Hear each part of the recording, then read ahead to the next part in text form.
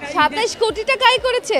শাকিব খানের বিপরীতে যে কোনো কাজে সুপারহিট হয়, বাংলাদেশের ইতিহাসে নাম লেখানো হবে। 100 কোটি টাকা আয় করে। সিদ্দিকা পালিস অ্যাকচুয়ালি ভেরি লাকি, সে এসে দুইটা সুপারস্টারের সাথে কাজ করছে। দেশের নায়ক শাকিব খান, এটা আমি দেশের বাইরে গিয়ে বলতে এখন থাকে না, মানে বলতেই ভালো লাগে। ইথিকা পালের জায়গাটাই বেছে নিতাম, বিকজ ইথিকা পালিস অ্যাকচুয়ালি ভেরি লাকি, সে এসে দুইটা সুপারস্টারের সাথে কাজ করছে, দেবের সাথে প্লাস আমাদের শাকিব খানের সাথে। So she is very very lucky. So আমি অবশ্যই ওই জায়গাটাই বেছে নিতাম। 27 কোটি টাকা আয় করেছে। শাকিব খানের বিপরীতে যে কোনো কাজে সুপারহিট হয়।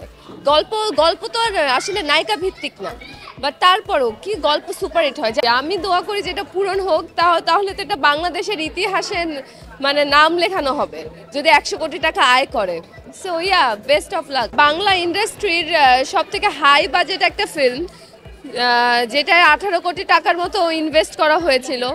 সো 16 কোটি টাকার মতো ইনভেস্ট করা হয়েছে। তো সেখানে যদি 27 কোটি টাকা উঠে যায়, এটা যদি সত্যি হয়,